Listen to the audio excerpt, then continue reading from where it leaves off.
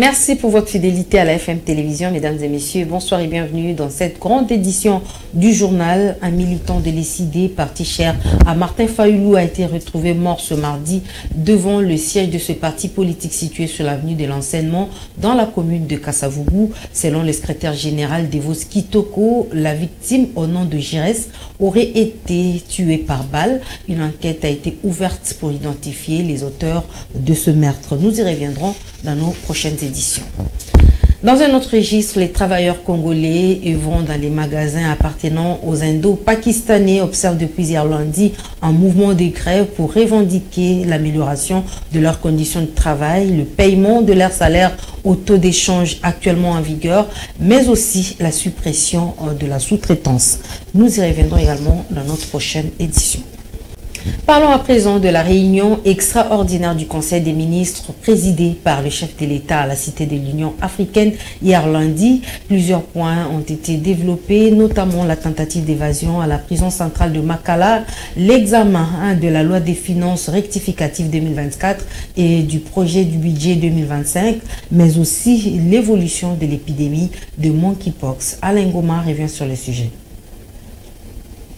Le président de la République, Félix-Antoine Tshisekedi Tshilombo, a réuni ce lundi à la Cité de l'Union africaine le gouvernement en conseil de ministres extraordinaire. En plus de questions factuelles liées notamment à l'urgence sanitaire du Mpox et de la tentative d'évasion à la prison centrale de Makala, cette réunion du gouvernement s'épanche sur le budget rectificatif 2024 et le budget national 2025. Le ministre d'État a présenté au président de la République et aux membres du gouvernement le projet de la loi budgétaire rectificative de l'année en cours ainsi que les prévisions pour l'année 2025.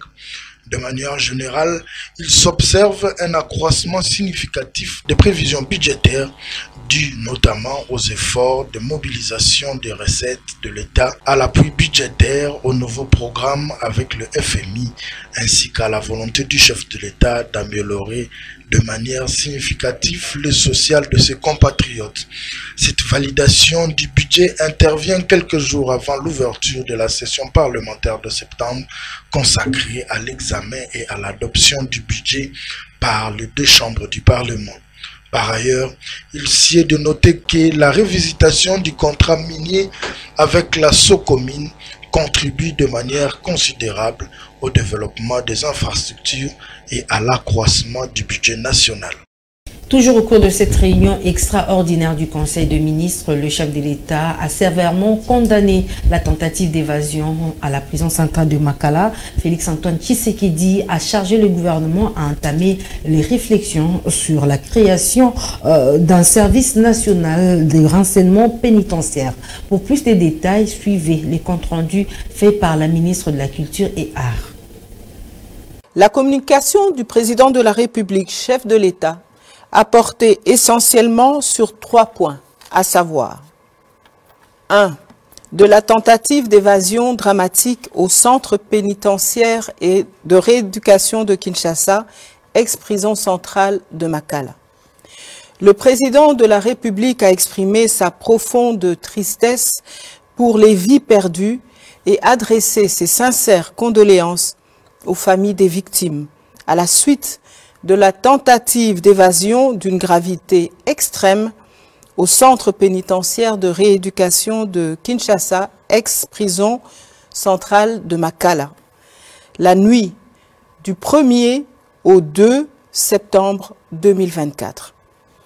Il a condamné cet événement inacceptable tout en rappelant que toute vie humaine est sacrée et mérite toute son attention. Ainsi, le vice-premier ministre, ministre de l'Intérieur, Sécurité, Décentralisation et Affaires coutumières, ainsi que le ministre d'État, ministre de la Justice et garde des Sceaux ont été chargés de, premièrement, prendre toutes les dispositions nécessaires pour parachever le rétablissement complet de l'ordre au centre pénitentiaire de rééducation de Kinshasa, ex-prison centrale de Makala. Dans le cadre de l'opération Coup de poing Kinshasa et Zobonga, le gouverneur de la ville, Daniel Bumba, a lancé un ultimatum de 15 jours aux tenanciers des terrasses, garages et containers érigés sur la voie publique de les évacuer. Plus de détails avec Alain Goma et Rabi Fouka. De nouveau, la ville de Kinshasa veut s'employer pour libérer les voies publiques encombrées de la capitale. Dans un communiqué signé ce vendredi 6 septembre par le ministre provincial de l'Environnement, Propreté publique et embellissement de la ville, l'hôtel de ville de Kinshasa interdit l'occupation des avenues et emprises publiques par l'entreposage de conteneurs et kiosques, l'abandon des épaves de véhicules automobiles et engins ou dirigés de garages, de terrasses, de vérandas et de marchés. Cette mesure qui intervient après celle prise par l'ancien vice-gouverneur de la ville, Jekoko Mulumba, et tant d'autres les années antérieures, rentre dans le cadre de l'opération Coup de poing Kinshasa et Zobonga, Kinshasa vers son développement en Lingala, lancée à la mi-août par le gouverneur Daniel Bumba dans la commune de Limete. Cette mesure qui vise à assainir la capitale, classée parmi les plus sales d'Afrique. Partout à Kinshasa, presque toutes les voies publiques sont traversées en majorité par les terrasses, des kiosques et des cabines téléphoniques. Dans les communes de Bandalungwa, Kalamu, Barumbu, pour ne citer qu'elles, font les frais de la prolifération de bars et terrasses installés sur la voie publique, jouant la musique à tue-tête. Dans un autre registre, le Conseil supérieur de l'audiovisuel et de la communication, CESAC, interdit formellement la diffusion de la prédication du pasteur Claude Kabundi Walesa, relayant les propos d'un féticheur devant la chaire de l'église centre des réveils spirituels. Pour le CESAC, ce contenu viole les lois de la République en matière de communication et presse. Le CESAC reproche également au pasteur Claude Kabundi Walesa d'avoir prêté la prestigieuse chaire destinée à la bonne nouvelle à ce féticheur qui a véhiculé les messages négatifs, mais également il a créé des troubles dans la société. Toujours en société, nous allons nous rendre dans la commune de Lancélé, précisément au quartier Campem, où une érosion grandissante ravage des maisons. Les occupants des maisons situées le long de ces ravins interpellent les autorités à arrêter cette érosion. Je vous propose cet élément de Jancy Elengue et Rabi Fouka. Cette érosion s'est créée au quartier Campem en progression vers le quartier Mangengengue, un coin réputé de la commune de Lancélé. Ce phénomène inquiétant est intervenu après les pluies diluviennes du mois de mai 2023. Un ravin qui grignote progressivement la terre et des habitations construites en matériaux durables. Une situation qui constitue un véritable malheur pour les occupants de ces quartiers. La population qui craint le danger de voir disparaître leur patrimoine lance un appel pressant aux autorités pour que ces derniers trouvent des solutions susceptibles d'endiguer l'érosion. Ah, peut-être toi, tu as le cas de désert. Si tu n'es pas au boulot, papa. Il y a les athées. Ah, ou à ce moment-là, tu as 20-21 mois, les places les athées. Ou les gandengeni. Il y a un biso nege toza na pasi moko ya munene o toko expliquer ngote. To ebite soki toko sala ni, to ebite soki toko suka wapi. Toza na bana baza mike. Nzambe asungaki biso tosi bitenyi na biso toko fanda poto bokola mabota na biso mais lelo tozo perdre. Tala libulu ndenge sali eza kaka awa te. O kuna pesa direction ya munene Bimati Prince. Place bozo mona wana kuna eza direction munene kenda ti Prince mais e mona na kalisusu te. Toko vivre ndenge nini na kati ya mokili ya modelo oyo. Tala baninga bazocha basaka likolo yindi soki ebeti toko suka wapi. Bakonzi bakanisela biso toza na kati ya Kinshasa to na zamba te na kati ya Kini mais na Kini makambo modelo oyo.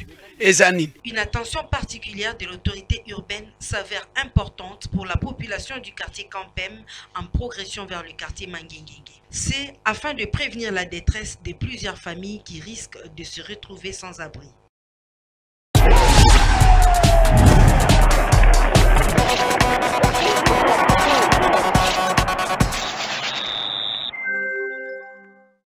Ouvrons à présent la page des sports pour parler de la deuxième journée des éliminatoires CAN 2025. La RDC occupe seule la première place du groupe avec 6 points. C'était à l'issue de la rencontre entre les Léopards et les Malias de l'Éthiopie, un score sanctionné par 2-0 en faveur des Léopards. Lionel Goulot revient sur le match.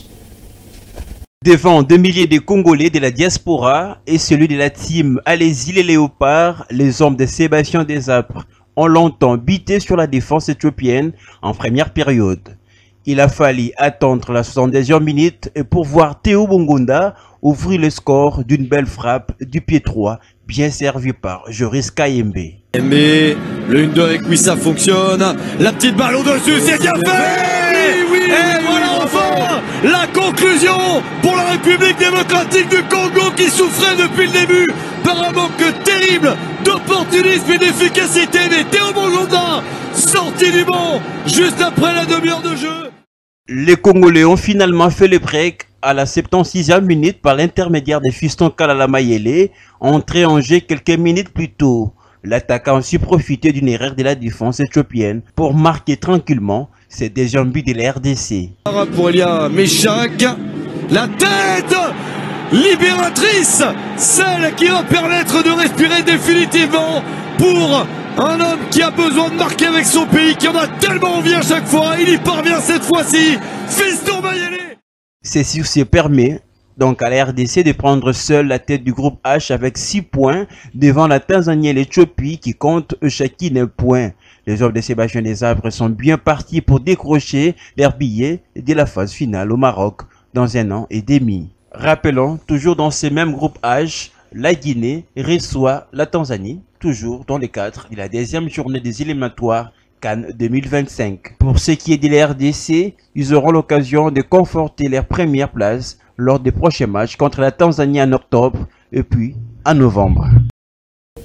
Les amoureux du ballon rond souhaitent la qualification des Léopards dans ces éliminatoires des CAN 2025. Je vous propose leur réaction après la victoire des Léopards sur les Maliens d'Éthiopie. On a déjà gagné la victoire, tu as gagné déjà. On a tous gagné, tu gagné qui, tu bêtis pe balé, tu senti, tu bêtis balé. Problème ça, le pas au bêta na ndenge ya balé à simatro, abeta balé à vassement liboso. Bon, pour n'angani na moni, pour na Léopard, bon, et ça là engai émotion, donc émotion mais en tout cas pour na Léopard, et comme na Afrika wa. Et une équipe mon côté au na Léopard parce que Léopard to comme bien au Real Madrid na mon OK alors pour na Léopard président tika entraîneur wana tika pe ba joueur wana classement izaka bongo moto a bougé te nini te tozane sengo pour na yo président de la République pour na Real do to comme bien au Real RDC Real Fati Et en basketball, les BC Show de Bukavu a remporté la finale devant Terreur de Kinshasa chez les messieurs sur le score de 76-65 et chez les dames, c'est les BC Makomeno qui est sacré après sa victoire contre CNSS 70-49 en clôture de la 41e édition de la Coupe du Congo. Mesdames et messieurs, c'est par cette note de basketball que nous bouclons cette édition du journal. Merci de votre aimable attention. Excellente suite de programme sur la FM Télévision.